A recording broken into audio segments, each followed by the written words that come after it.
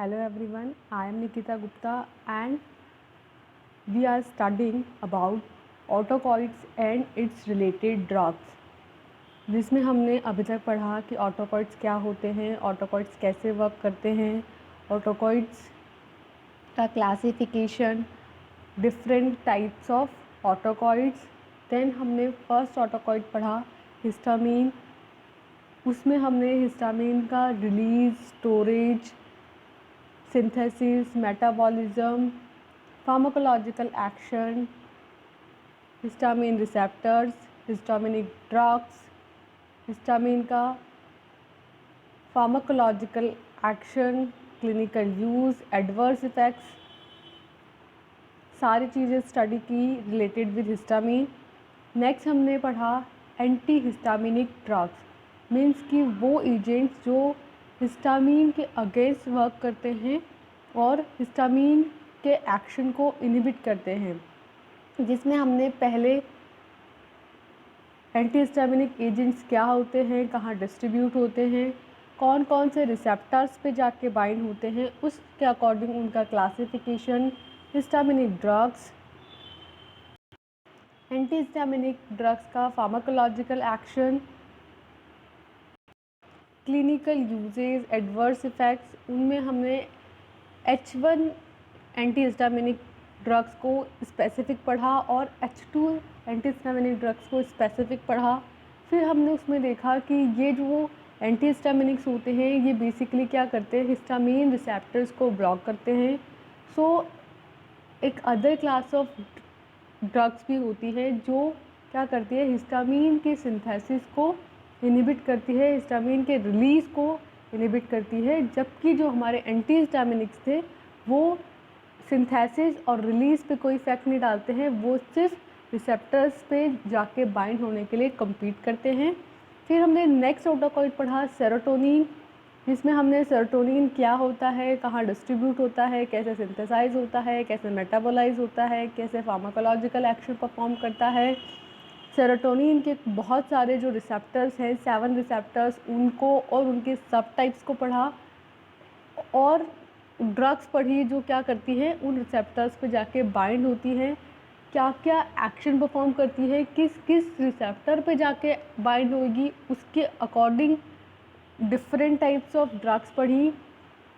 और फिर हमने जब सेरोटोनिन के लास्ट में एडवर्स इफ़ेक्ट्स और क्लिनिकल यूजेस देखे, फिर हमने एक स्पेसिफिक टॉपिक स्टार्ट किया था, वो था माइग्रेन। कि माइग्रेन क्या होता है, कैसे माइग्रेन का प्रिवेंशन किया जाता है, प्रोफाइलेक्सिस किया जाता है, माइग्रेन की पैथोफिजियोलॉजी कैसी होती है, कौन सी ड्रग्स होती हैं जो माइग्रेन को ट्रीट करने के लिए दी जाती हैं, और माइग्रेन जो है उसका प्रोफाइलेक्सिस कौन सी ड्रग्स के थ्रू किया जाता है। So this is the all things जो हम अभी तक पढ़ चुके हैं। अब हमारा जो नेक्स्ट ऑटोकॉइड है वो है प्लेटलेट एक्टिवेटिंग फैक्टर, जिसको बोलते हैं PAF। सो जैसा कि नाम से ही पता चल रहा है कि ये क्या करते होंगे, प्लेटलेट को एक्टिवेट करते होंगे। ऐसे फैक्टर्स हैं, मीन्स कि ऐसे फैक्टर्स जो प्लेटलेट को एक्टिवेट करते हैं उनको क्या बोलते हैं, प्लेटलेट एक्टिवेटिंग फैक्टर बोलते हैं। और जब प्लेटलेट एक्टिवेट होगी तो बेसिकली क्या होगा, क्लॉट होगा, ठीक है, क्योंकि प्लेटलेट किस में यूज़ होती है, क्लॉट के फॉर्मेशन में यूज़ होती है, और भी जो प्लेटलेट के फंक्शन है वो वहाँ परफॉर्म होंगे। So let's move on to the topic.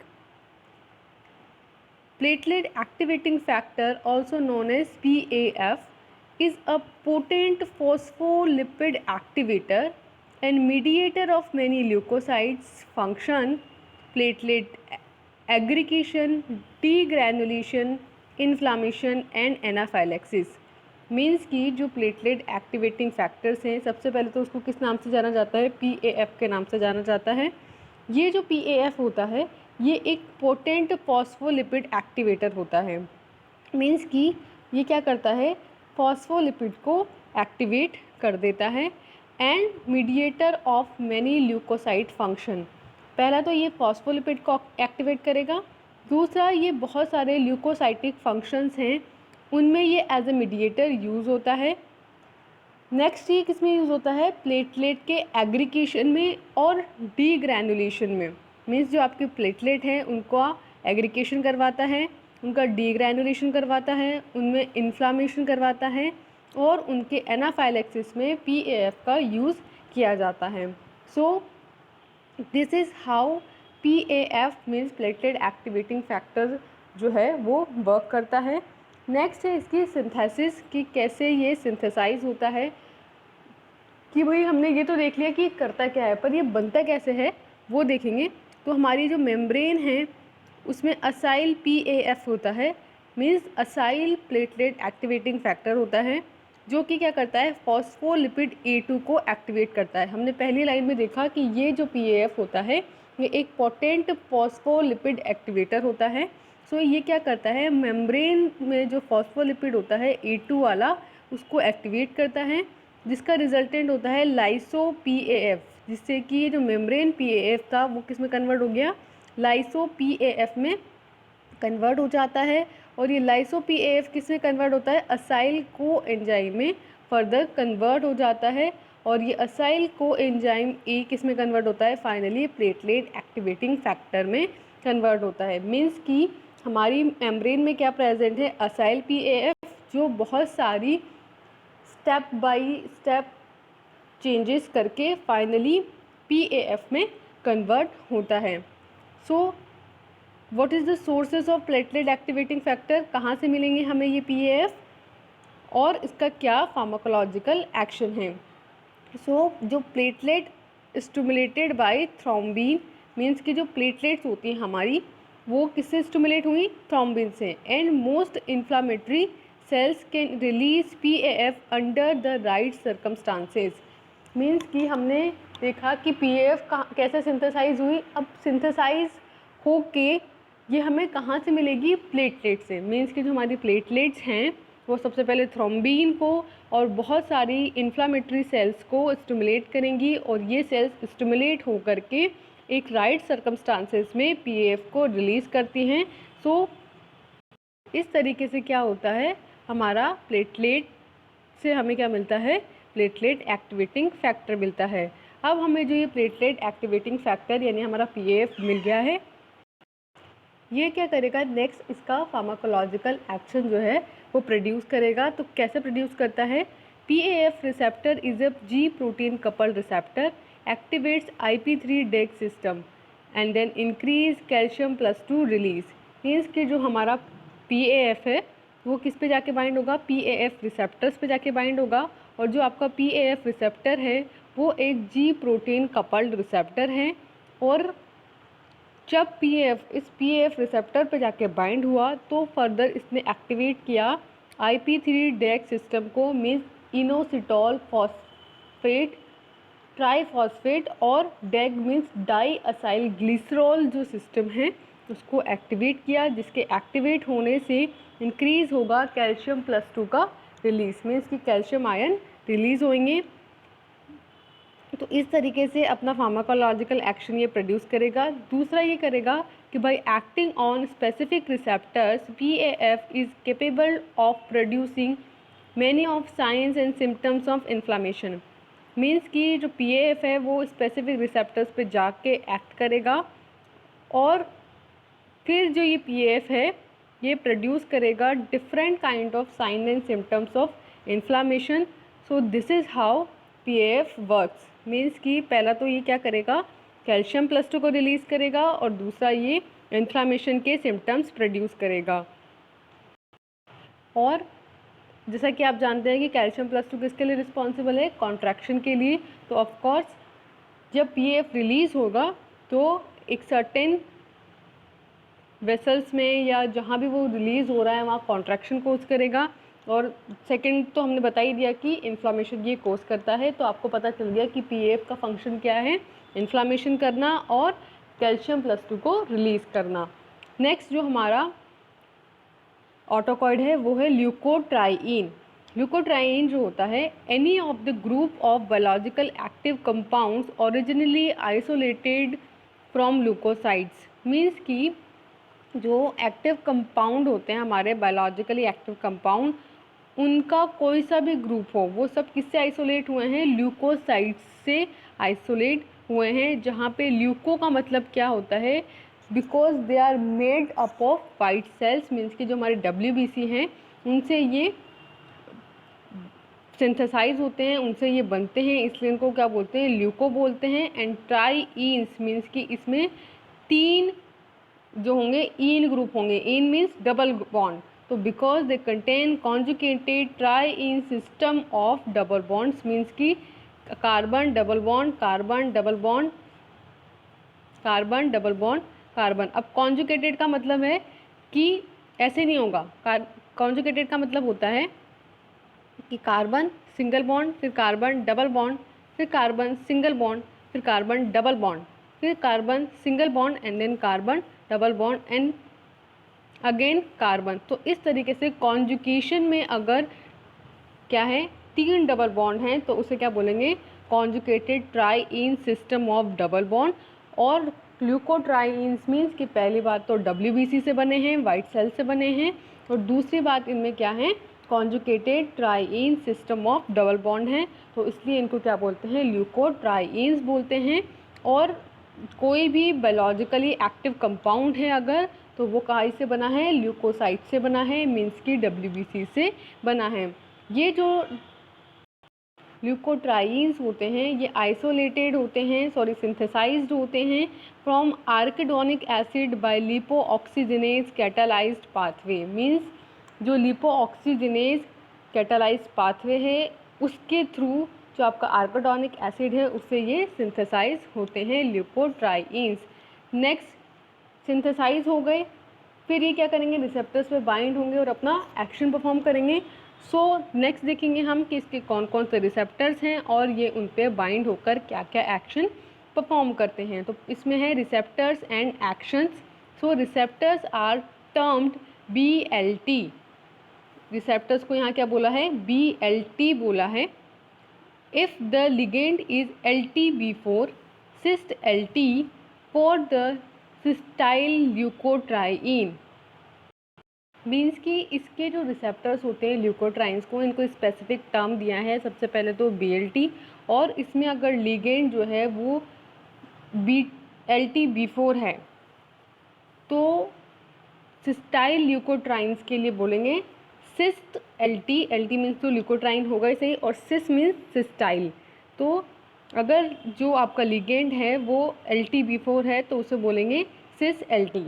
Receptors coupled with GQ protein function through IP3 DEC transducer mechanism, means कि जो रिसेप्टर्स हैं वो जब GQ प्रोटीन के साथ कपलिंग करते हैं तो वो कौन सा फंक्शन परफॉर्म करते हैं, वो IP3 DEC ट्रांसड्यूसर मैकेनिज्म के थ्रू अपना फंक्शन परफॉर्म करते हैं।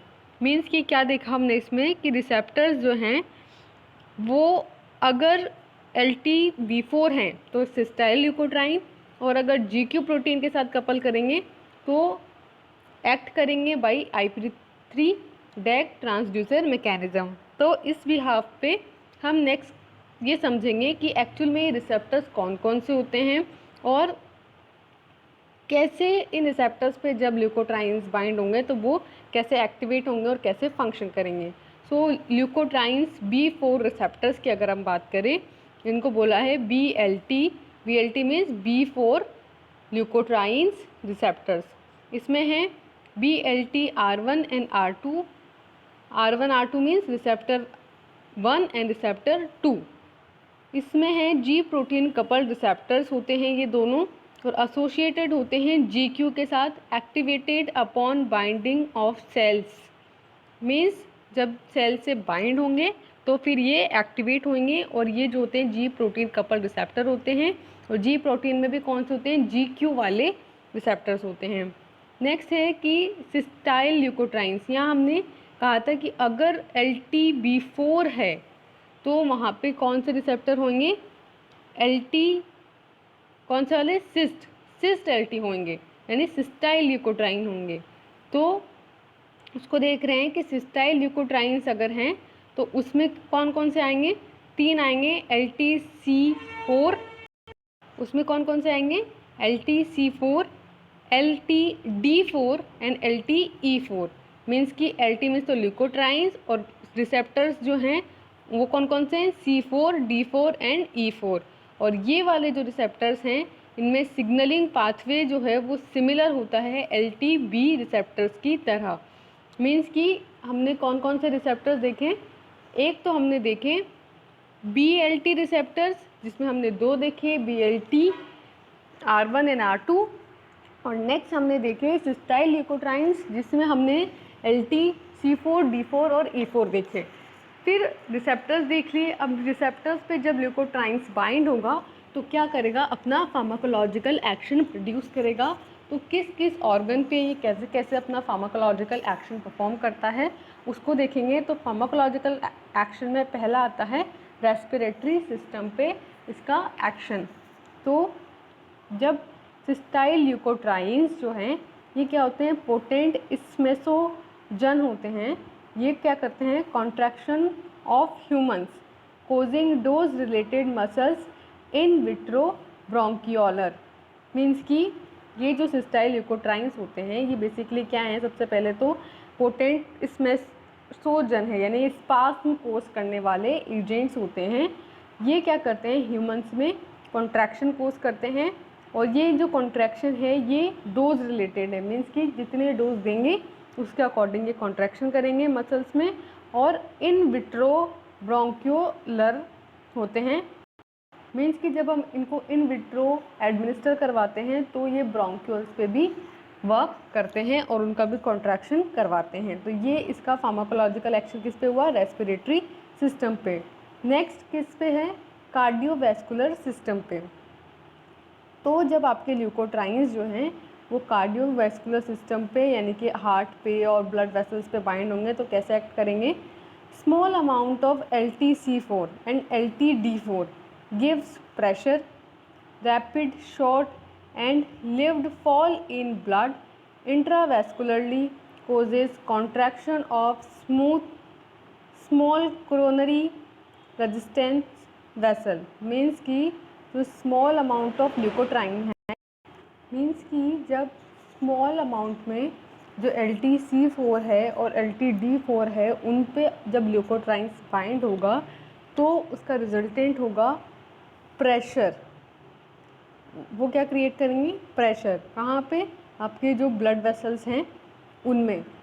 Rapid short and fall in blood intravenously, means कि जो ब्लड प्रेशर है वो इंट्रावीनसली जो है वो शॉर्ट टाइम पीरियड के लिए प्रेशर उस पर क्रिएट होगा जिसकी वजह से कोज होगा constriction of small coronary resistance vessels. Means कि जो छोटी छोटी कोरोनरी वेसल्स होती हैं उनमें रेजिस्टेंस है, ठीक है, और वो रेजिस्टेंस तो क्या कर रहा है, उनको वैसोडाइलेशन नहीं होने दे रहा है।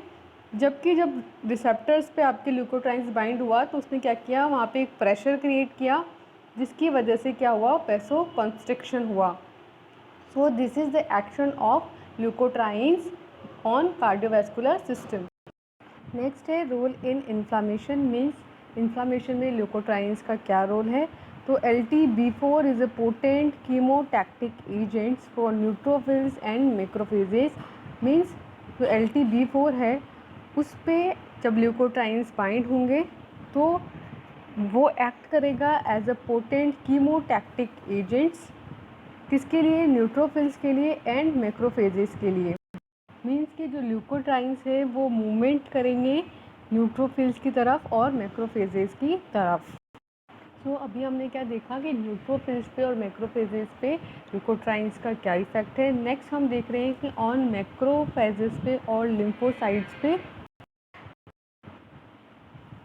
क्या एक्शन है ल्यूकोट्राइन्स का। तो it releases and stimulates proliferation and cytokinin control and regulation. Means ये क्या करता है, साइटोकाइनिन्स का कंट्रोल करता है, साइटोकाइनिन्स को रेगुलेट करता है और साइटोकाइनिन्स के प्रोलिफरेशन को स्टिमुलेट करता है और उसे रिलीज़ करवाता है। So this is how leukotrienes act on macrophages and lymphocytes. Next जो है इसका इफ़ेक्ट है मेम्ब्रेन फॉस्फोलिपिड्स पे। तो जो मेम्ब्रेन है हमारी उसमें जो फॉस्फोलिपिड्स हैं उन पे क्या करता है कि control and regulation is dependent on factors like availability and amount of integral fatty acids. Means की जो आपके इंटीग्रल फैटी एसिड्स हैं उनका जो अमाउंट है और उनकी जो अवेलेबिलिटी है, ये जो है की फैक्टर्स हैं, ठीक है। और ये जिन पे डिपेंड करते हैं उनको ग्लूकोट्राइन्स कंट्रोल करता है एंड रेगुलेट करता है। So this is all the functions which is performed by ग्लूकोट्राइन्स।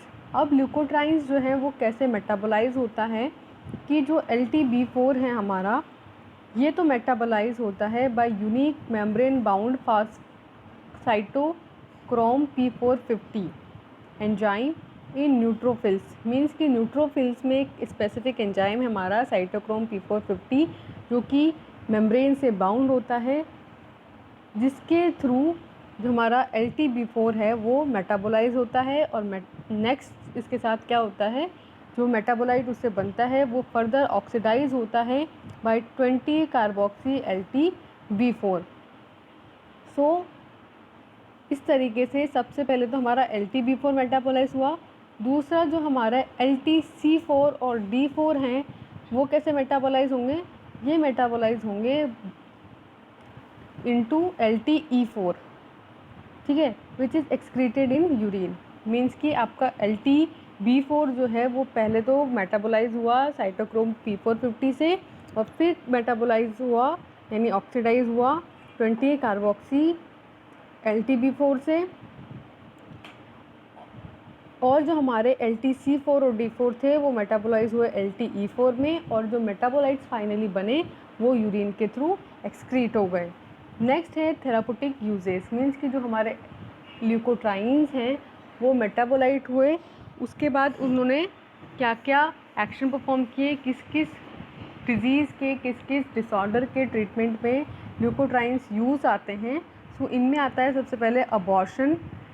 Means कि अगर किसी लेडी को अपना अबॉर्शन करवाना है तो उसमें जो ड्रग प्रिस्क्राइब की जाती है वो है ल्यूकोट्राइन्स। सेकंड है इंडक्शन ऑफ लेबर। मीन्स कि अगर in the last stage of pregnancy है तो लेबर को इंड्यूस करवाने के लिए ल्यूकोट्राइन्स यूज़ किया जाता है। और अगर वही ड्रग को आप in the initial stages of pregnancy देंगे तो वो क्या करेंगी, अबॉर्शन करवा देगी। Next postmortem haemorrhage. मीन्स कि जो ब्लड वेसल्स हैं उनके ब्रेकडाउन के लिए, हैमरेज के लिए रिस्पॉन्सिबल है। सर्वाइकल राइपनिंग के लिए रिस्पॉन्सिबल हैं। पेप्टिक अल्सर जो है उसके ट्रीट करने के लिए ये यूज़ की जाती है। नेक्स्ट ग्लाइकोमा के ट्रीटमेंट के लिए ल्यूकोट्राइन्स यूज़ किए जाते हैं। And to avoid platelet damage. Means कि अगर प्लेटलेट आपकी डैमेज हो रही है तो उसके डैमेज को प्रिवेंट करने के लिए, उसको ट्रीट करने के लिए कौन सी ड्रग दी जाती है, ल्यूकोट्राइन्स ऑटोकॉइड्स प्रिस्क्राइब किए जाते हैं। नेक्स्ट है हमारा एडवर्स इफ़ेक्ट्स। अब ल्यूकोट्राइन्स हो या कोई भी ऑटोकॉइड हो, अपने साथ में उसके थेरापूटिक यूजेस के साथ कुछ एडवर्स इफ़ेक्ट्स आते ही हैं। तो हमारे ल्यूकोट्राइन्स के क्या क्या एडवर्स इफ़ेक्ट्स आ रहे हैं, nausea, vomiting, diarrhoea, uterine cramps. क्योंकि हमने इसे कब दिया, अबॉर्शन करवाने के लिए या लेबर इंड्यूस करवाने के लिए। तो ये बेसिकली किस पे एक्ट कर रहा है, यूटेराइन मसल्स पे एक्ट कर रहा है। तो जब ये यूटेराइन मसल्स पे एक्ट करेगा तो समटाइम्स उसके ज़्यादा जो अमाउंट ऑफ ड्रग है उसकी वजह से क्या हो सकता है, यूटेराइन मसल्स में क्रैम्प्स भी आ सकते हैं। और फोर्सफुल यूटेराइन कॉन्ट्रैक्शन ये कोज करवाएगा, क्योंकि लेबर इंड्यूस करवाना है आपको, ठीक है, तो उसमें क्या होते हैं, फोर्सफुल कॉन्ट्रैक्शन होते हैं। तो ये एक तरह से इसका साइड इफ़ेक्ट भी है, एडवर्स इफ़ेक्ट्स भी है कि ये बहुत ज़्यादा अमाउंट में फोर्सफुली यूटेराइन मसल्स में कॉन्ट्रैक्शन करवाता है। नेक्स्ट फ्लशिंग मीन्स की रेडनेस, शिवरिंग मीन्स कि काँपना। जो पर्सन है उसको इतना ज़्यादा ये फोर्सफुली एक्ट करता है कि जो पर्सन है उसमें शिवरिंग होने लगती है, वो काँपने लगता है और उसको समटाइम्स फीवर भी हो जाता है। So this is how our leukotrienes work. तो हमने इस वीडियो लेक्चर में क्या क्या देखा, पहले देखा हमने प्लेटलेट एक्टिवेटिंग फैक्टर कि प्लेटलेट एक्टिवेटिंग फैक्टर क्या होता है, कहाँ से रिलीज़ होता है, कैसे एक्ट करता है, ठीक है, किस किस फार्माकोलॉजिकल एक्शन को ये परफॉर्म करता है और किन किन सोर्सेज से हमें पीएएफ मिलता है। नेक्स्ट हमने देखा ल्यूकोट्राइन्स, जिसमें हमने ये देखा कि ल्यूकोट्राइन्स क्या होते हैं, कौन कौन से रिसेप्टर्स होते हैं ल्यूकोट्राइन्स के, कौन कौन से ड्रग्स जो हैं इसमें एक्ट करती हैं, ल्यूकोट्राइन्स जो हैं वो किस टाइप के ऑटोकॉइड से, कैसे इसका नाम जो है ल्यूकोट्राइन्स वो डेराइव हुआ है। ल्यूकोट्राइन्स के रिसेप्टर्स को हमने देखा, फिर हमने ल्यूकोट्राइन्स के फार्माकोलॉजिकल एक्शन देखे, इसकी सिंथेसिस देखी, इसका यूज़ देखा, एडवर्स इफ़ेक्ट्स देखे और मेटाबॉलिज्म ऑफ ल्यूकोट्राइन्स देखा।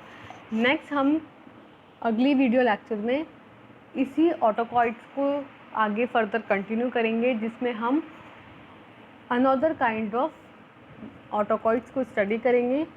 For now, thank you.